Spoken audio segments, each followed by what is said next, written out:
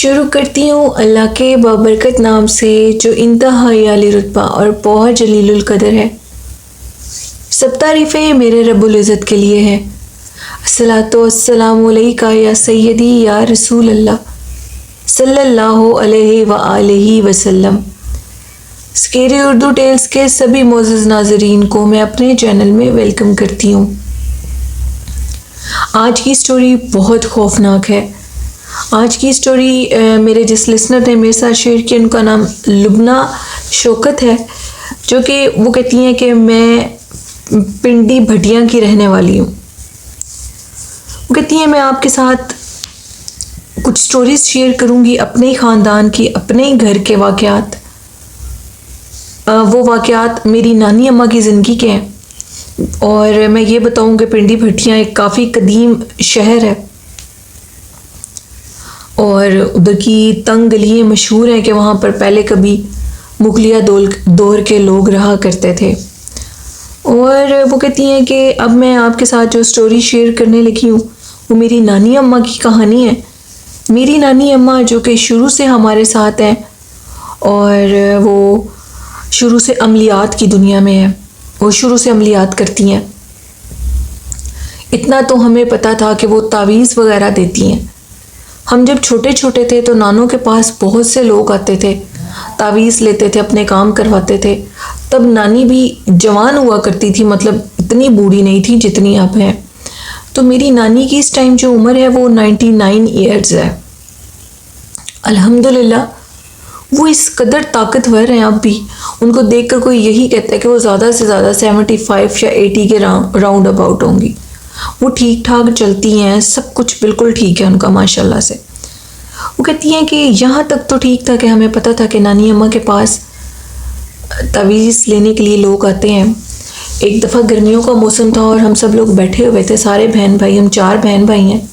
अम्मी हमारी घर पे नहीं थी और नानों के पास कुछ लोग आए थे तावीज़ लेने के लिए। वो लोग चले गए, काफ़ी देर बैठे और जो नानी अम्मा के पास औरतें आती थी वो बहुत देर तक बैठी रहती थी। दूर दूर से लोग आते थे उनके पास। लोगों का ये मानना था कि उनके पास जब वो आते थे तो उनको बहुत सुकून मिलता था और वो दिली सुकून महसूस करते थे नानी अम्मा के पास। खैर वो सब लोग, एक दिन हम लोग जब घर पे अकेले थे तो वो काफ़ी लोग जो आए थे वो लोग चले गए। हम सारे बहन भाई अंदर बैठे बातें कर रहे थे कि थोड़ी देर के बाद हमारे घर का दरवाज़ा बहुत ज़ोर से खुला। इतनी ज़ोर से दरवाज़ा खुला कि हम लोग डर गए जैसे कोई तूफ़ान आया। गर्मियों की वो दोपहर थी और एक औरत हमारे करीब से, यानी जहाँ हम सारे बहन भाई बैठे हुए थे कमरे में, जो कि बिल्कुल ही मेन गेट के साथ था, एक औरत आई जो कि पीले लिबास में थी। उसका पीला लिबास इस तरह था कि वो आग के कलर का था। पीला और आग का कलर मिक्स था, सुर्ख और पीले रंग का। इस कदर चमकीला लिबास था जो कि रंग हमने कभी नहीं देखा था। हवा के घोड़ों पर सवार वो औरत जिसने काले चादर से अपने चेहरे को ढांपा हुआ था, वो नानी के पास चली गई। जब वो नानी के पास गई तो हम लोग काफ़ी हैरान हुए। हमारे सारे घर में एक अजीबो गरीब किस्म की खुशबू आने लगी। हमने कहा कि हम नानी को जाकर देखते हैं। हम लोग जब नानी को देखने के लिए दरवाजे के करीब गए तो नानी उस औरत से यही कह रही थी कि आइंदा इधर का रुख मत करना, मेरे बच्चे बहुत छोटे हैं, वरना मुझसे बुरा कोई नहीं होगा। वो औरत नानी की बात नहीं मान रही थी। हमने अपनी आंखों से देखा कि नानी ने उस औरत को उसके बालों से आगे से पकड़ा। ये मंजर देखकर हम लोग डर गए और ये समझने लगे कि शायद इसने नानी के ऊपर किसी किस्म का कोई हमला कर दिया है और हमें नानी के करीब जाना चाहिए। जैसे मेरे बड़े भाई और बहन बड़ी जो थी वो नानी की तरफ आगे की तरफ जाने लगे तो नानी ने उनको इशारे से कहा कि भाग जाओ, हाथ से इशारा किया और ये भी उनको कहा कि दरवाज़ा बंद कर लो। उन्होंने दरवाज़ा बंद किया और हमने खुद अपने कानों से चीखों की आवाज़ें सुनी। किसी को नानी बालों से पकड़ के बाहर की तरफ फेंक रही थी। हमने जब उसी लम्हे उस कमरे की विंडो खोलकर बाहर से देखने की कोशिश की तो बाहर कुछ भी नहीं था। हम लोग बहुत हैरान हुए और बहुत ज़्यादा सहम गए। अब हमने जब सुना कि नानी ने कमरे का जो बाहर का मेन दरवाज़ा बंद कर दिया तो हमने फ़ौरन से अपना दरवाज़ा खोला और नानी की तरफ लपके और कहा, नानी ये क्या हुआ था, क्या आप ठीक थी? जिस पर उन्होंने कहा कि मैं बिल्कुल ठीक थी और हर दफ़ा तुम लोग बाहर ना आया करो, मेरे कुछ मेहमान ऐसे होते हैं जो कि बहुत ज़िद्दी होते हैं। हमने कहा, नानी ऐसे कैसे हो सकता है, आपने कभी किसी को नहीं मारा, तो इतनी अच्छी हैं। तो उन्होंने कहा कि सारी बातें पूछने की नहीं होती। उसी शाम अम्मी जब घर आई, अम्मी शहर से बाहर कहीं गई हुई थी। हमने सारा माजरा अम्मी को बताया। तो सर्दियों के दिन था और तब हम लोग अपनी अम्मी और अब्बू के साथ उसी मेन दरवाजे वाले के साथ वाले कमरे में सोया करते थे, और नानी हमारा सहन क्रॉस करके जो अंदर बरामदे में एक कमरा था, नानी उधर अकेली सोया करती थी, क्योंकि अम्मी कहती थी कि उन्होंने बहुत से अमलियात करने होते हैं, जिसकी वजह से तुम लोग नानी को तंग करते हो और नानी हमारे साथ सोती नहीं है। तो हम लोगों का जो घर है, मैं आपको थोड़ा सा ये बताना चाहूँगी अगर आपके लिसनर्स बोर ना हो तो। हम लोगों का मेन दरवाज़ा है और उधर एक छोटी सी गैलरी है। गैलरी के साथ ही एक मेन कमरा है, हम लोगों का बड़ा कमरा, जिसको हम बड़े कमरे से बड़ा कमरा कहा करते थे। उसमें हम अपने अम्मी अब्बू के साथ सारे बहन भाई सोया करते थे। उस कमरे से आगे जाएं तो एक बहुत बड़ा सहन था, और सहन के अंदर ही एक साइड पे किचन था, एक साइड पे वॉशरूम था, और पुराने तर्ज का घर था। सामने एक बरामदा था सहन के, और उस बरामदे के अंदर 2 कमरे थे और एक छोटा सा स्टोर था साइड पे। नानी अम्मा उस एक कमरे में सोया करती थी, बाकी सारा घर खाली होता था। हम चूँकि बच्चे थे और अपने अम्मी अब्बू के साथ सोया करते थे। सर्दियों के दिन थे और हमारे मेन कमरे में से भी उस वॉशरूम में जाने का दरवाज़ा था। मेरे अब्बू चूँकि अच्छा नहीं समझते थे कि दरवाजे जहाँ सो रहे हैं वहाँ पे वॉशरूम का दरवाज़ा खोला जाए, तो हमें गैरेज से गुजर के सहन से होकर अंदर की तरफ जाना पड़ता था। इतनी है कि मैं और मेरा भाई हम लोग वॉशरूम जाने के लिए उठे, कोई रात 12 बजे का टाइम होगा, तो हमें नानी के कमरे से इंग्लिश बोलने की आवाज़ें आ रही थी। ये बात चौंका देने वाली थी। मेरी नानी तो पढ़ी लिखी नहीं थी, वो कभी भी स्कूल का मुंह उन्होंने नहीं देखा था, तो फिर ये नानी अम्मा के कमरे में इंग्लिश कौन बोल रहा था? सबसे बड़ी चौंका देने वाली बात ये थी कि नानी की आवाज़ में इंग्लिश बोली जा रही थी। नानी को हमेशा अम्मी कहती थी कि आपने कमरे का दरवाज़ा बंद नहीं किया करना, यानी लॉक नहीं किया करना, इंसान की तबीयत ख़राब भी हो जाती है, तो फिर अगर लॉक किया हो तो दरवाज़ा कैसे हम लोग खोल कर देखेंगे। तो नानी अम्मा का दरवाज़ा हमने खोला तो हमने क्या देखा कि नानी अम्मा ऊपर दीवार की तरफ उनकी नज़रें टिकी हुई हैं और वो इंग्लिश में बातें कर रही हैं। एकदम से नानी अम्मा के चेहरे पे नज़र पड़ी तो उनका चेहरा हमें थोड़ा सा खौफनाक लगा और वो हमें देखकर मुस्कुराने लगी। हमें उनकी मुस्कुराहट से बहुत खौफ आया और हम लोग दोनों बहन भाई वहाँ से भागते हुए अंदर कमरे की तरफ चले गए और सारी रात डरते रहे। हमने सुबह उठकर ये सारी बात अम्मी को बताई और अम्मी ने फिर नानी अम्मा से कहा कि अम्मी आप थोड़ा ख्याल किया करें, बच्चे छोटे हैं, वो डर जाते हैं। लुबना कहती हैं तब मेरी एज आप ये समझ लें कि मैं तब 5 या 6 क्लास में थी। मुझे होश तो थी सब बातों की, मैं देखती थी सब कुछ, लेकिन मुझे डर बहुत लगता था। वक्त गुजरता गया, अभी तक भी हमें ये पता नहीं था कि हमारी नानी के कब्जे में क्या कुछ है। कुछ दिनों के बाद इस तरह हुआ कि जैसे मैं आपके नाजरीन को ये बता चुकी हूँ कि हम लोगों का वॉशरूम हमारे सहन के अंदर है और हम लोगों का किचन एक साइड, दूसरी साइड पर, अपोजिट साइड पर बिल्कुल सामने हमारा किचन है उधर। और हम लोग सर्दियों के मौसम में अब्बू लेट आया करते थे काम से, अम्मी, हम सारे बहन भाई हम अंदर बैठकर किचन में बातें कर रहे थे। नानी चूँकि अमलियात की दुनिया में रहती थी और वो कम ही हमारे साथ बैठा करती थी। कहती हैं कि हमें अपने सहन के अंदर एक अजीब सी हलचल महसूस हुई। अम्मी भी चूँकि डर गई, उन्होंने कहा देखो कोई चोर वगैरह तो नहीं आ गया। तो हमने जब देखने की कोशिश की तो हमें सहन के दरमियान में एक खौफनाक शक्ल का शख्स नज़र आया जो कि कद में बूना था, सर के ऊपर उसने एक टोपी पहनी थी और उसके हाथ में बाकायदा तौर पर एक चाकू था, उसकी आंखों से खून बह रहा था। हम सब ने ये मंजर देखा और वो किसी बंदर की तरह कूदता हुआ नानी अम्मा के कमरे की तरफ जा रहा था। हम सब बच्चों ने शोर डाल दिया। अम्मी ने कहा कि खामोश हो जाओ, शोर मत डालो, ये सब के सब नानी अम्मा के जिन्नात हैं। आज मैं तुम लोगों को ये सच बता रही हूँ, ये तुम लोगों को कोई नुकसान नहीं देंगे। ये सब के सब नानी अम्मा के पास अपनी हाजिरी लगवाने के लिए आते हैं क्योंकि ये नानी अम्मा की कैद में है और ये नानी अम्मा को रोज़ अपनी हाजिरी लगवा कर जाया करते हैं। अगर किसी का कोई काम होता है तो नानी अम्मा इनके ज़रिए वो काम करवाया करती हैं। हम लोग तब छोटे थे लेकिन इस चीज़ को अंडरस्टैंड कर गए थे, लेकिन इसके बावजूद हमें बहुत डर लगता था। हम लोग नानी अम्मा के कमरे में जाने से बहुत परहेज़ करते थे, कहीं उनके कमरे में कोई जिन ना हो। नानी अम्मा अपने कमरे में अकेली रहती थी। उनके कमरे में उनके ढेर सारी जिन्नात की बुक्स थी, उनके तवीज़ात के काम थे। और जब से हमें यह पता लगा कि नानी अम्मा अमलियात करती हैं और उनके पास जिन्नात के अमलियात हैं, तो हम नानी अम्मा से ज़्यादा बात भी नहीं करते थे। वक्त गुजरता गया और एक दफ़ा इस तरह हुआ कि हम लोग छत पे सो रहे थे, गर्मियों का मौसम था। मेरे अब्बू अक्सर शहर से बाहर जाया करते थे काम के लिए, तो नानी हमारे साथ थी। नानी कोई अमल कर रही थी और नानी ने दिए जलाए हुए थे। एक ही छत पे हम लोग सो रहे थे, उधर नानी ने दिए भी जलाए थे।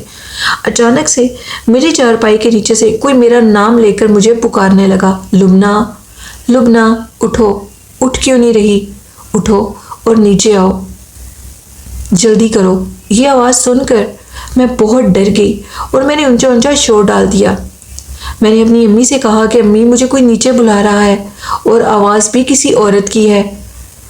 नानी अम्मा ने अम्मी को इशारा किया कि इसको कहो कि मुझे डिस्टर्ब मत करे, यानी मेरे काम में खलल मत डाले। वो चीज़ें इसलिए ऐसे करी हैं कि वो इसको डराना चाहती हैं, और जब ये शोर डालेगी तो मेरा काम ख़राब हो जाएगा। इसको कहो कि ये खामोश रहे। लेकिन वो चीज़ मुसलसल मुझे बुला रही थी और ये कह रही थी कि लुबना, जल्दी से नीचे आओ, मैं तुम्हारा इंतज़ार कर रही हूँ। अगर तुम नीचे ना आई तो मैं ऊपर आकर तुम्हें जान से मार दूंगी। ये बात सुनना था कि मैंने ऊंचा ऊंचा चीखना शुरू कर दिया और अम्मी से कहा कि वो मखलूक मुझे जान से मार देगी। ये सब बातें सुनने के बाद अम्मी ने नानी अम्मा से कहा कि प्लीज़ आप ये सब कुछ बंद कर दें। नानी अम्मा का वो चिल्ला वहीं ख़त्म हो गया। नानी अम्मा ने गलती की थी, क्योंकि जहाँ हम लोग सो रहे थे वहीं नानी अम्मा ने वो चिल्ला करना शुरू कर दिया, जिसके नतीजे में वो जिन्नात हाजिर हो गए और हम बच्चों को नुकसान देने लगे। मेरी अम्मी ने नानी से कहा कि अम्मी, आप बुरा मत मनाइएगा, मेरे बच्चे इन अमलियात के साथ अब आपके साथ नहीं रह पाएंगे। आप इन अमलियात को छोड़ दें और इन सब जिन्नात को आज़ाद कर दें, क्योंकि वो बच्चों को आवाज़ें देते हैं, उनको नज़र आते हैं और ये मेरे बच्चों के लिए ठीक नहीं है। नानी अम्मा चूँकि अपने बेटों के साथ नहीं रहती थी, वो अपनी बेटी के साथ ही रहती थी और हम भी नानी से प्यार करते थे। हम नानी को ज़्यादा देख नहीं सकते थे, तो हमने अपनी अम्मी से कहा कि अम्मी, आइंदा हम लोग डरा नहीं करेंगे, बस नानी से इतना कह दें कि हमारे होते हुए किसी किस्म का कोई भी अमल ना करें, वो अपने कमरे में जो मर्ज़ी करें। इसके बावजूद हमारे घर के अंदर जिन्नात नज़र आया करते थे, यहाँ तक कि हमारे एक दूसरे के रूप में जिन्नात नज़र आने लगे थे और हम लोग काफ़ी दफ़ा डर भी जाते थे और काफ़ी दफ़ा ये सोचकर खामोश हो जाते थे कि ये नानी अम्मा के जिन्नात हैं और वो जिन्नात हमें कोई खौफ, वो हमें कोई नुकसान नहीं देते थे। मेरी नानी अम्मा के एक दफ़ा वो कहते हैं कि पूरा वाक़या इस तरह उन्होंने मुझे बताया कि सुबह का टाइम था, गर्मियों का मौसम था और बार बार हमारा दरवाज़ा नॉक हो रहा था। सुबह 6 बजे से 7 बजे के दरमियान के टाइम, गर्मियों की छुट्टियां थीं, तो दरवाज़ा कौन नॉक कर रहा था। मैंने उठकर देखने की कोशिश की। मैं सीढ़ियों से नीचे उतरी तो मैं अक्सर नानी के पीछे पीछे होती थी। मैंने उतर के देखा सीढ़ियों से, जो कि सीढ़ियाँ बिल्कुल गैरेज के अंदर थी, उस गिराज के अंदर थी और साथ ही मेन दरवाज़ा था सामने। मैं मेन दरवाजे से सामने क्या देखती हूँ कि मेरी नानी अम्मा दरवाज़ा खोल कर खड़ी हुई हैं और उनके हाथ में उनका एक काला पर्स है। सामने एक शख्स खड़ा है जो कि नानी अम्मा को हज़ार हज़ार के नोट दे रहा था। ये मंजर मुझे देखना था कि नानी अम्मा उन हज़ार हज़ार के नोटों को अपने पर्स में डाल रही थी। मैं छुप के ये सब कुछ देख रही थी, क्योंकि मैं बच्ची थी और मुझे इस चीज़ का काफ़ी हैरानगी हुई कि कौन शख्स नानी अम्मा को पैसे दे रहा है। कुछ अर्सा पहले नानी अम्मा ने हमें सख्ती से मना कर दिया था कि मेरे पर्स को कोई भी हाथ नहीं लगाएगा। किसी को अगर पैसों की ज़रूरत है तो वो मुझसे मांगेगा, मैं उसको खुद निकाल कर पैसे दूंगी, लेकिन मेरे पर्स को खोलने की गलती कभी ना करना। ये बात मेरे ज़हन में थी और मैं छोटी थी। मैंने नानी के पर्स में ढेर सारे पैसे देख लिए और अपने बाकी बहन भाइयों को भी बता दिया। हम लोगों ने एक मेले पे जाना था। उन दिनों में मेले लगते थे, ये हमारे बचपन की लुबना कहती हैं कि ये बात है। तो उन दिनों में मेले लगते थे। हमने ये सोचा कि अम्मी अबू से पैसे लेने के बजाय हम नानी के पर्स से हज़ारों के नोट निकाल लेते हैं।